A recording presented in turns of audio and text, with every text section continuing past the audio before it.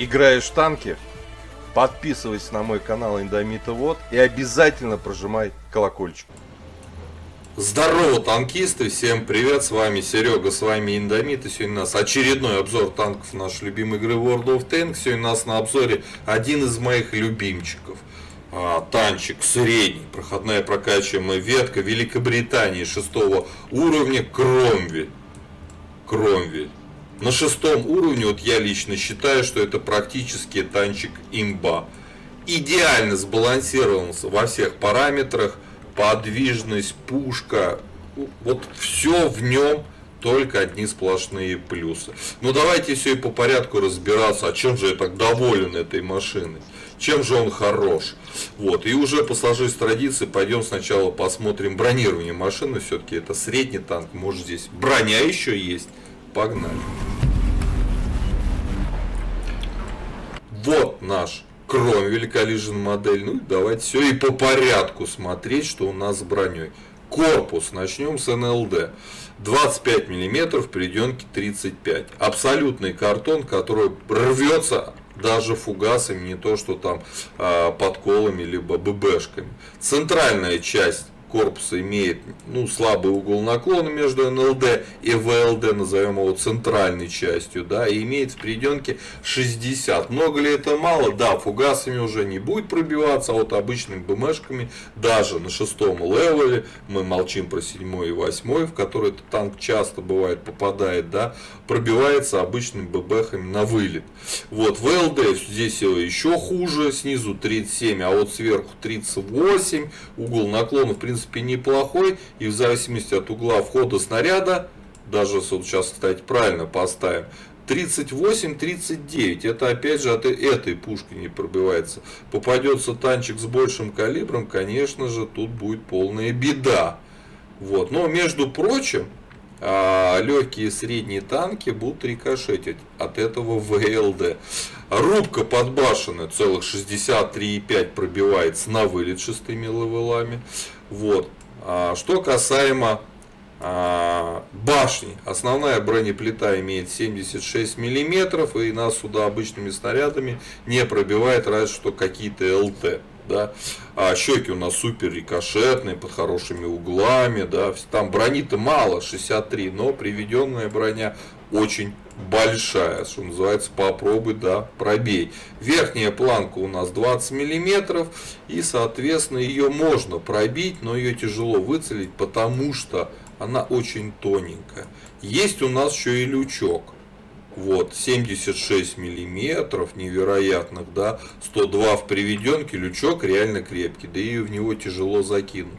Боковое бронирование внизу у нас 62, вот, а выше у нас 39, так, сейчас, в задней части 39, в передней 42, здесь у нас 31, 39, сзади крепче он. Вот, подбашенный цилиндр, в районе подбашенного цилиндра 31. Вот, а в принципе, как для 6 левелов, он может даже танковать от борта 180, 180, 220. Система пишет постоянно рикошет. Главное не перекручивать. Вот, главное не перекручивать. Даже так еще танкует. Но так уже скорее не будет. Ну вот здесь уже 55, пока еще рикошет пишет, ну так уже все. То есть на этом танке можно танковать от борта, главное не перекручивать и тот же самый борт. Как-то так. То есть по корпусу у него достаточно крепкая ВЛД, может что-то зарикошетить. Вот, подбашенная рубка говно, башня говно. Ну, такая вот броня. По броне Кромвель, конечно, не самый бронированный танк. Давайте глянем его основные модули. У нас безумное количество пушек, ах, целых 5, да. Соответственно, есть вот такая промежуточная фугасница. На Кромвеле ей точно не место. Начинаете вы на стоковые пушки с альфой 75. Нас интересует топовая пушка 6 левела с альфой в 135 пробития. Основным снарядом 143, голдой 202. почти 4 секунды, чуть менее 4 секунд заряжается на стойке. Точность 0,36, 2,3 секунды время заряжания. Комфортно, это все на стойке можно раскачать. Вот. По поводу башни. Стоковая башня 7664 бронирование. Здесь у нас то же самое. Обзор 360. Здесь у нас обзор 360. То есть по сути все одинаково. Я, честно говоря, даже не понимаю, в чем разница. Но, видать, без этой башни нельзя поставить там какие-нибудь крепления другие для новых пушек. Вот. По поводу рации я вся рекомендую для средних танков качать максималку. У нас максимальная 550, здесь 400. Там плюс 150 метров пригодится. Нужна подвижность, безусловно. На стойке у нас 410, на топе 650 лошадей. Это вам даст как минимум 25% подвижности машины. Ну и по ходовой у нас 36 градусов в секунду с поворачиваем. Здесь 34. Немного, небольшая прибавка, но, по-моему, без ходовой нельзя поставить топовую пушку. Поэтому в любом случае надо качать. По полевой модернизации. Во втором блоке штрафа нафиг надо, скорость поворот ходовой. Рекомендовал поставить легкосплавные узлы крепления. В четвертом блоке от разброса при движении ходовой у нас точность и так неплохая. В движении мы будем часто стрелять, мы все-таки средний танк. И в пятом блоке максимальной скорости назад, а здесь нам к незаметности. Так, а скорость назад, мы же с турбиной будем на нем играть. Соответственно, у нас она и так 23, можем пожертвовать. Поэтому я бы рекомендовал поставить все-таки настройку, нет, антибликовую маскировку УФА, чтобы мы были более незаметные после выстрела. Это касаемо полевой модернизации. По оборудованию. Люблю прям четкий стандартный комплект для СТ-шек. На этих левелах 6, 5, там 7. В основной слот, дающий дополнительный буст подвижности, ставим однозначно турбину. Обязательно ставим досел, ставим просветленную оптику. Прям рекомендую именно эту сборку. В исключительных случаях можно ставить вместо просветленки вентиль. Вот. Далее больше этому танку ничего не нужно. По снарядам, основной снаряд у нас ББХ, летит 800 почти метров в секунду. Конечно, маловат, хотелось бы побольше, но как есть. Почти косарь, летит голда под кол, нормально. По снаряжению ремка, аптечка, автоматический огнетушитель. Но я, как всегда, экипаж пересадил со старшей машины Centurion Action X и за голду не переобучал для обзора на 100% на эту машину. Поэтому поставил доп. Паёк, чтобы хоть как-то минимизировать потери от непереобученного экипажа. Экипаж у нас здесь большой. 5 членов экипажа. Первым перком командиру лампу, всем остальным ремонт, вторым боевое братство. Дальше качайте, как показано в таблице. Вот. По огневой мощи. Даже с таким экипажем у нас пушечка заряжается 3,53. Есть, безусловно, потери. Так можно ее разогнать там до скольких. До менее 3 секунд будет заряжаться. Менее 3 секунд при нормальном экипаже. Вот. У ВН у нас более-менее комфортный. Минус 8. Время сведения 2.31. Могло бы быть 12 в районе этого. Разброс 0.36 мог бы быть 0.33. Опять же, это на моем танке при вот таком экипаже не переобучен. Вот. По ХП у нас 840. Нормально, как для СТ. По мобильности у нас 69 вперед, 70 практически вперед, 23 назад, почти 26 лошадей на тонну удельная мощность. По незаметности 22 неподвижный, 17 движений. И это по причине того, что у кого-то у меня здесь вообще не вкачан перк незаметности, у кого-то он только качается. Так эту машину можно разогнать где-то до 33 неподвижный и порядка там 24 в движении процентов. Обзор у меня 391 метр, у меня опять за командира штраф, так был бы 420. По плюсам и минусам машины. Танк такой длинный, но низкий. А низкий, это значит плюс, в большем количестве кустов мы будем невидимы для наших врагов. Вот. По подвижности однозначно плюс. По пушке 100% плюс. Немного по УВН иногда не хватает. Было бы там хотя бы 10 градусов УВН, было бы, конечно, комфортнее. Но точность орудия, ДПМ, пробитие как на основном, так и на голдовом снаряде однозначно плюс. По броне возможность с одноклассниками танковать от борта. Ну, все-таки картонная башня под башенной рубкой НЛД центральная часть, что-то ВЛД у нас туда, ну такое себе. То есть по броне и плюс и минус, но это все-таки средний танк, не тяжелый. Вот, по незаметности у него тоже все нормально, все ровно. Вот, в целом очень стабилизированная, хорошая машина. Подвижность забыл сказать, подвижность идеальная, просто он реально супер подвижный танчик. Вот, предлагаю уже отправляться в бой. Попробуем боем, что это за машина. Погнали. Итак, попали на White Park, попали в честный бой. 6-е левела. У нас супер танчик Кромвель. Да, 6-го левела. Средний танк Великобритании. Проходная прокачиваемая ветка. У нас обзор боем. Больной экипаж. Не переобученный на 100%. Поедем, наверное, направо. Будем светить единственной арте, плюс сами стрелять.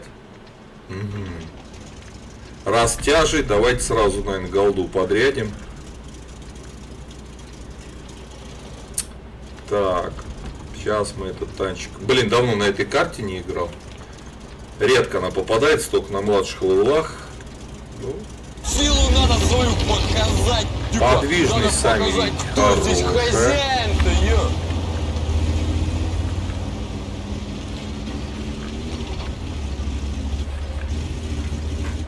Быстренько пересекаем. Оп.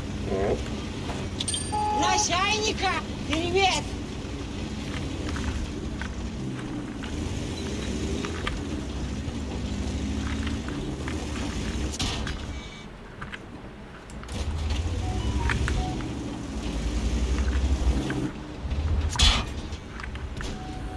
Я не растерялся, я же охранник. Так, а нас КВ-2 светил, да?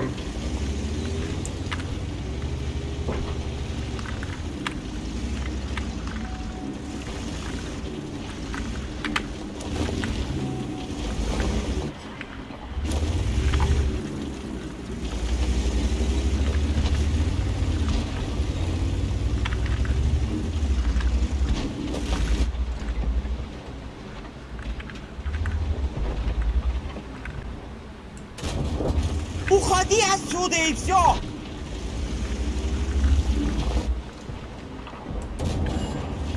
Тормозни, шушу. Шпили-выли Очень делать просто. будем. Так, Блэк Принца мы пофармили чуть-чуть. Принесли водку и чебуреки.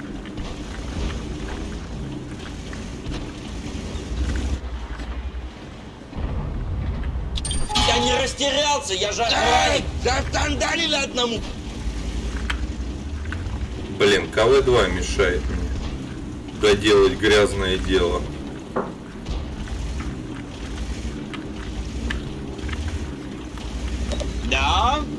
Да, Юрий Кварталов. Вот так опустят ниже плинтуса. Блин. Никак я все не подстроюсь тут.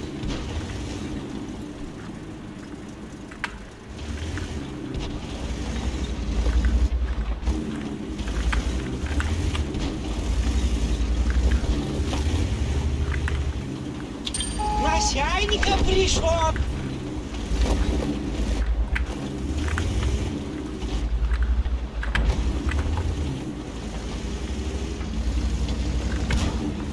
Марамойка пришла не одна, а с Арменом. Вот это. Я вдруг почувствовал внезапный приступ усталости. Быстро! Перерыв закончился!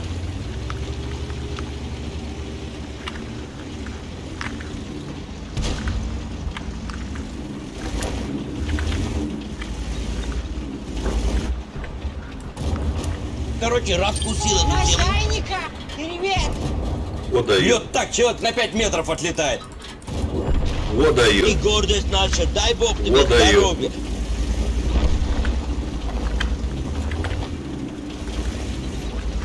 Борода. Прям хп совсем мало. У Руди, конечно, альфа не самая сильная. Вот так опусти от ниже плинтусы. Все, огонь, победа. Ну чё, косарь дали. Сложная лично для меня карта по причине редкой игры.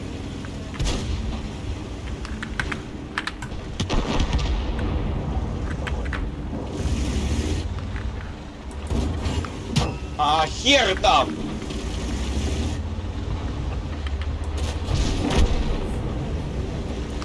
Ну, как есть, ребята. Старался аккуратненько все делать. Ну, косарек накидал. Маловато, конечно, но, блин. Отлетел бы, если бы агрессировал сильно. Они заняли позицию такую, что отлетел бы реально. В целом, хорошая машина. Хорошая машина. Мне нравится. Стабилизированный танк. Нормальная у него рабочая УВН. Хорошая подвижность, хорошая пушка. Да все в этом танке хорошее. Рекомендую реально в первый слот ставить турбину, просветленку и досл. Максимально правильный вариант для этой машины. Пишите свои комментарии, как вы относитесь к Кромвелю. Наверняка у многих в ангаре он есть. Потому что на нем реально приятно играть. Реально. Вот. Ставьте лайкосы, подписывайтесь на канал. Я говорю, до скорых встреч. Пока. Играешь в танки? Подписывайся на мой канал Индомита Вот и обязательно прожимай колокольчик.